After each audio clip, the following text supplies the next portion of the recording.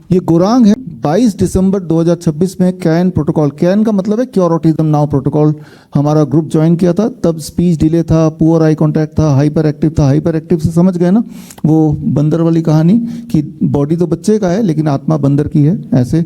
Poor social interaction था, do not follow the commands, poor understanding, ये तो तब थी। और उसके बाद जब कैन प्रोटोकॉल फॉलो करने के बाद स्पीच में 60% इंप्रूवमेंट, आई कांटेक्ट में 60% इंप्रूवमेंट, हाइपर एक्टिविटी में इंप्रूवमेंट, इन सारे में काफ़ी इंप्रूवमेंट आ गया कुछ ही दिनों में। और उस बच्चे ने भी, उसके पेरेंट्स ने भी लगभग यही प्रोटोकॉल फॉलो किया। आप देखेंगे DIP डाइट 80% फॉलो कर पाए और नीम थेरेपी 80% फॉलो कर पाए, प्रोबायोटिक ड्रिंक लगभग रोज़ ही फॉलो कर पाए। तो 100% ना भी फॉलो करने के बाद भी काफ़ी इंप्रूवमेंट हुआ। और ये बच्चा हमारे पास है यहाँ पे। Welcome welcome. ये अपने बच्चे को गांव लेके चले गए थे। दिसंबर में इन लोगों ने हमारा प्रोटोकॉल ज्वाइन किया और जनवरी में इनको समझ में आया कि जो सारा ट्रीटमेंट बता रहे हैं वो तो गांव में होता ही था, काहे हम गांव से उठ के शहरों में आए। तो ये तब से अपने बच्चे को गांव लेके चले गए और इनके बच्चे की भी स्पीच वापस आ गई है। 90% कितना, अब ये खुद ही बताएंगे बच्चे में कितना इम्प्रूवमेंट है। नमस्ते। मेरा बेबी बाय बर्थ बिल्कुल नॉर्मल था, हेल्दी था, इसमें कोई प्रॉब्लम नहीं थी। 1.5 साल तक ये बहुत हेल्दी था, बहुत अच्छा था। टाइम से चलना, टाइम से बोलना, मम्मा पापा, इसे मैं कुछ बोलती थी जैसे सोमी और टांग, तो ये टांग दिखाता था, सब कुछ करता था, बिल्कुल नॉर्मल था। उसके बाद 1.5 साल का जब ये हुआ तो इसे एक वैक्सीन लगी जिसमें इसे फीवर आया। फीवर में पैरासीटामोल दिया। उसके थोड़े दिन बाद से इसे कोल्ड कफ कंटिन्यू रहने लगा। तो मैं एक चाइल्ड स्पेशलिस्ट से मिली, उसने इसे 1 मंथ तक एंटीबायोटिक कंटिन्यू रखा, पर फिर भी ये 100% सही नहीं हुआ, इसे था ही कोल्ड कफ। तो फिर मैंने उसे बंद कर दी। उसके थोड़े दिन के बाद से बच्चे में थोड़े थोड़े सिम्टम्स नज़र आने लगे, जैसे इसने आई कांटेक्ट मिलाना छोड़ दिया। हम इसे कुछ बोलते थे तो ये कोई रिस्पॉन्ड नहीं करता था, एंड इसकी स्पीच भी चली गई, बोलना बिल्कुल बंद कर दिया, कुछ भी नहीं बोलता था। एंड उसके बाद से हम थोड़े दिन, हमें ऐसा लगा कि चलो बहुत छोटा है, अभी 1.5 साल का ही है, कोई नहीं बोलेगा, थोड़े दिन बाद बोलेगा। पर ऐसा करते करते हमें लगभग ये 2 साल का होने वाला था, तब तक सेम था, बिल्कुल आई कांटेक्ट 0 हो गया, हाइपर रहने लगा, उछल कूद करता था, बैठता नहीं था, ढंग से सोता नहीं था। तो उसके बाद फिर हम एक चाइल्ड स्पेशलिस्ट से मिले नेपाल में। तो वहाँ पे उसने ADHD सिम्टम्स बताया और बोला कि आप स्पीच थेरेपिस्ट से मिलो। तो फिर हम घर आए और हम लोग सोच ही रहे थे आपस में कि कहाँ मिले, किसको दिखाए। मैं बिहार से हूँ, रहती दिल्ली में हूँ। फिर उसी टाइम पे हमें फेसबुक पे डॉक्टर BRC सर का वीडियो देखने को मिला। तो मैं एक वीडियो देखी, उसके बाद और सारे सर्च करके देखी, बहुत सारे। तो मुझे ADHD और ऑटिज़म के बारे में पता चला। फिर उसी टाइम सर ने वो बुक रिलीज़ किया था, ऑटिज़म से आज़ादी। फिर मैं वो बुक बाय करके कैन प्रोटोकॉल में ग्रुप में ऐड हो गई, जिसे नमिता मैम गाइड करती है। सो मैं 22 दिसंबर से कैन प्रोटोकॉल फॉलो कर रही हूँ। कैन प्रोटोकॉल फॉलो करने के 1 वीक के अंदर ही मुझे अपने बेबी में चेंजेस नज़र आने लगे, जैसे कि इसकी हाइपर एक्टिविटी कम हो गई, इसका स्लीपिंग अच्छा होने लगा, एंड ये खाना सही से खाने लगा। ऐसा करते करते लगभग 15-20 दिन हुआ, तब तक में हम कैन प्रोटोकॉल को अच्छे से समझे। सर का वीडियो आता था, मैम हमें गाइड करती थी, एंड फिर हमें अपने बच्चे में इम्प्रूवमेंट दिख रही थी। फिर हम 20 जनवरी को हम लोगों ने आपस में डिसाइड किया कि हम गांव जाएंगे, क्योंकि कैन प्रोटोकॉल को जो हम समझे, मैम जो हमें समझाई, फिर मैम ने हमें सजेस्ट की कि अगर पॉसिबल हो तो आप लोग गांव जा सकते हो, क्योंकि गांव में बच्चे जल्दी क्योर होते हैं। गांव में वो मिट्टी और चूल्हे का खाना, अपने खेतों का साग सब्जी, सब कुछ, खुला वातावरण, सब चीज़ अगर वो मिलेगा तो बच्चे जल्दी क्योर हो जाएंगे। फिर हम गाँव गए, गांव में हम कैन प्रोटोकॉल कंटिन्यू रखे और मैम की कही हुई बात सही हुई, बच्चे में बहुत अच्छे से इम्प्रूवमेंट आने लगी। 1 मंथ के बाद इसकी आई कांटेक्ट आने लगी, एंड इसकी अंडरस्टैंडिंग बढ़ने लगी, ये सोशल हो गया, पहले किसी से नहीं मिलता था, ये मिलने लगा। एंड 2 महीने के बाद इसकी स्पीच आनी स्टार्ट हो गई। सो अभी इसमें 20 to 30 वर्ड्स इम्प्रूव हो चुका है, जैसे मम्मा, पापा, दादा, दादी, दीदी, ये सब कुछ बोलता है। खाना खाना है तो खाना बोलता है। और ये इधर मैं देख रही हूँ 2-4 दिन से कि लाइन्स को भी जोड़ने लगा है। जैसे मेरी बेटी का नाम लीशा है, तो पहले ये लीशा बोलता था, दीदी अलग से बोलता था, बट अब ये लीशा दीदी एक साथ बोलता है, यानी लाइन्स को जोड़ने लगा है। स्पीच इम्प्रूवमेंट बहुत अच्छी है। बाकी चीज़ स्पीच को छोड़ के हर चीज़ इसका 100% क्योर हो चुका है, और वो सिर्फ और सिर्फ कैन प्रोटोकॉल के वजह से ही हुआ है पॉसिबल। सो हाँ, इस कैन प्रोटोकॉल में जो सबसे मैजिकल थेरेपी वो नीम थेरेपी है। नीम हेड मास्क और नीम बाथ से बच्चे का हाइपर एक्टिविटी तो 4 से 5 दिन में चला जाता है। बाकी इसकी स्लीपिंग, पहले ये 1 घंटे अगर दिन में सो जाता था तो रात को हमें ये सोने नहीं देता था 1-2 बजे रात तक, बट अभी दिन में भी 2-3 घंटे सोता है। अभी इसकी टाइम हो गई सोने की तो ये सो गया, और रात को भी 10 बजे सो जाता है और पूरी रात सोता है। एंड कोकोनट, सर ने बोला था कोकोनट, वो कोकोनट हम ऑयल, कोकोनट मिल्क, अम्बली सुबह शाम सारे मिलेट्स ऐड किए हुए हैं। जो प्रोटोकॉल है मैं अपने तरफ से तो 100% कर रही हूँ, पर बेबी थोड़ा छोटा है तो ये नहीं ले पा रहा है, 60 to 70% ही कर पा रहा है। बट 60 to 70% के बाद भी बहुत अच्छी इम्प्रूवमेंट है बच्चे में, और ये सिर्फ और सिर्फ कैन प्रोटोकॉल के वजह से ही पॉसिबल हो पाया है। सो मैं BRC sir and Namita ma'am को स्पेशली धन्यवाद देना चाहूँगी कि हमारे बच्चे को आपने नई ज़िंदगी दी है। और इससे पहले हमें नहीं पता था कि हम क्या करें नहीं करें, हमें कुछ समझ नहीं आ रहा था। एंड इतना आसान भी नहीं था, गांव में रहना इतना आसान भी नहीं था। मेरे हस्बैंड यहाँ जॉब करते हैं, एयरलाइंस में है, एयरलाइंस में हमारी अपनी बिजनेस भी है। हमने सारा सेटअप कर दिया था, बट अपने बेबी को फर्स्ट प्रायोरिटी दिया और मैं सब छोड़ के गांव चली गई।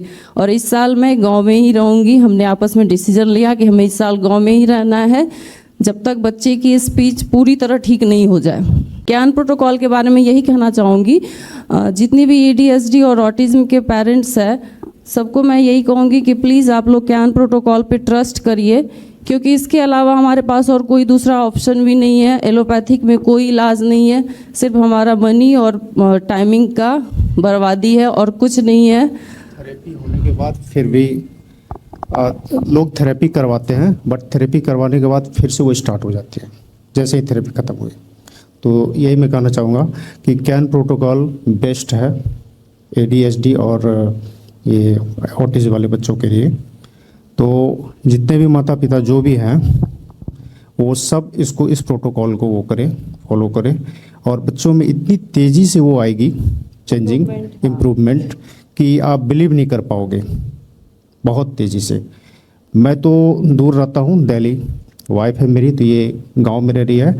मैं 3 महीने के बाद देख रहा हूँ इस बच्चे को, काफ़ी ज़्यादा इम्प्रूवमेंट है।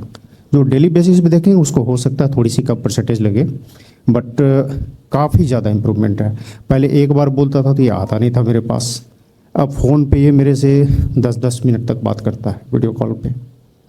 तो काफ़ी चेंजिंग है, इसको कह सकते हैं। पहले 10 बार बुलाने पे भी ये नहीं आता, सुनता ही नहीं था, सुनता ही नहीं था, हमारी तरफ देखता भी नहीं था। बट अब ये एक बार में आ रहा है, एक बार में आ रहा है बुलाने पे। कहीं भी रहता है बुलाऊं आ जाता है, कहीं जा रहा है मैं बोलूँ नहीं जाओ यहाँ बैठो तो ये एक बार में बैठ जाता है। कुछ उठा रहा है बोलूँ टूट जाएगा मत उठाओ तो वो रख देता है। मतलब इसकी, और सोशल भी हो गया है, जो भी आते हैं उससे ये तुरंत घुल मिल जाता है, उसके साथ खेलने लगता है। और इस टाइप की प्रॉब्लम 4-5 साल पहले सुनने को, मतलब हम लोगों को सुनने को कभी मिला नहीं था किसी के बारे में भी। लेकिन अभी जब से मेरे बच्चे को ये हुआ तब से काफ़ी लोगों में देखने को मिल रहा है, काफ़ी लोगों के बच्चे में।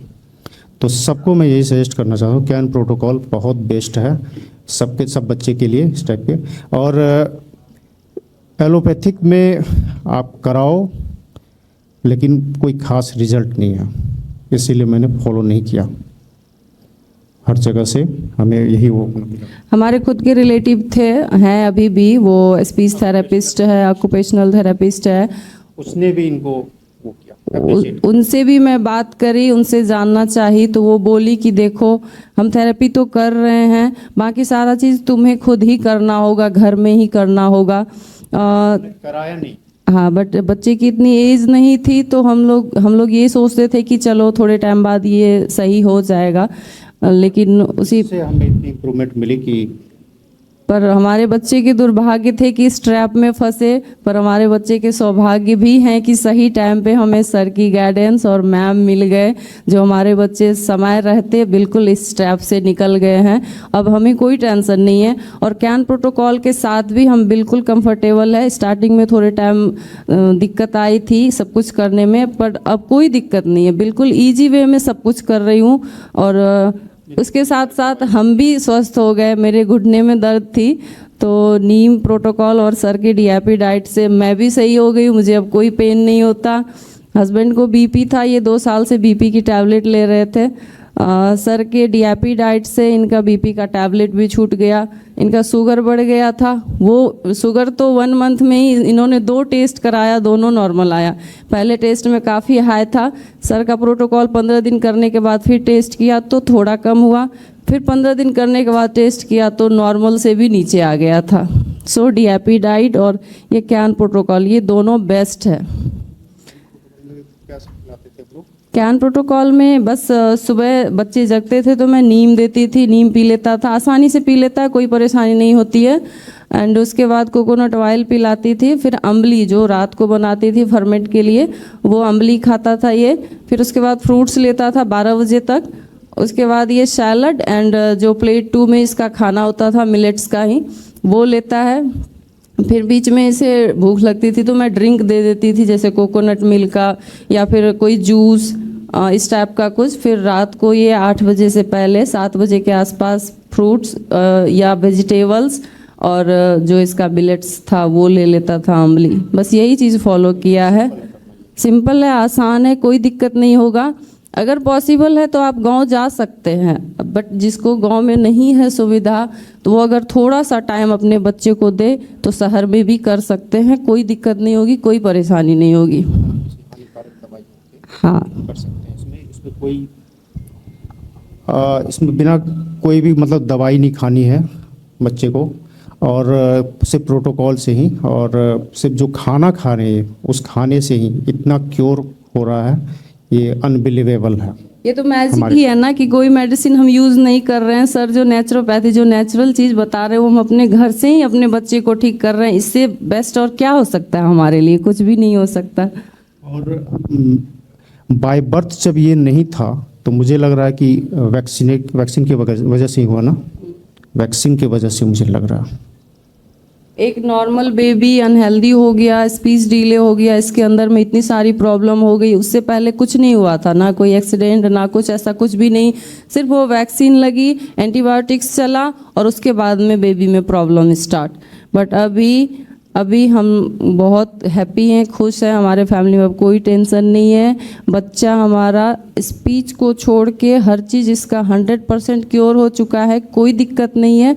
बस मैं कैन प्रोटोकॉल फॉलो कर रही हूँ, आगे भी कंटिन्यू रखूँगी और पूरे फैमिली मेरे हेल्दी रहेंगे। बच्चा भी बहुत जल्द और अच्छे से बोलने लगेगा। सो मैं सर को और मैम को बहुत बहुत धन्यवाद, दिल से धन्यवाद देना चाहूँगी। Thank you so much ma'am and sir. और एक ये फोटो और है, इसमें आप देखिए कि बच्चे के यहाँ पर बॉयल था। तो ऐसे बच्चों की बॉडी पे बहुत सारे बॉयल्स हो जाते हैं क्योंकि इनके शरीर में बहुत गर्मी होती है। आप साइड होंगे थोड़ा तो, मगर मैंने इनको यही बोला कि आप घबराइए मत, आप बस हमारे प्रोटोकॉल पे फोकस करिए। तो किसी बच्चे को एस्थमा होता है, किसी को बॉल्ड हेड होता है, कुछ भी कोई भी प्रॉब्लम होती है, कैन प्रोटोकॉल से वो 1 महीने के अंदर अंदर ठीक हो जाती है। तो यही मैंने इनको फेथ दिलाया कि आप बिल्कुल फोकस मत करिए। और आप देखिए जब हमारे से ये जुड़े थे तो ये इस तरह का इनका पेनिस था और अभी वहाँ पर वो फोटो में बिल्कुल नॉर्मल है। आप आए और बाकी सारे पेरेंट्स के लिए इंस्पिरेशन बने, एक बिलीफ के लिए एग्जाम्पल बने, ये बहुत बड़ी बात है।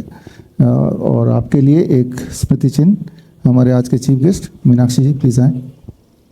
उनके हाथों से आपको लेना है। यस, आप भी आइए। कम।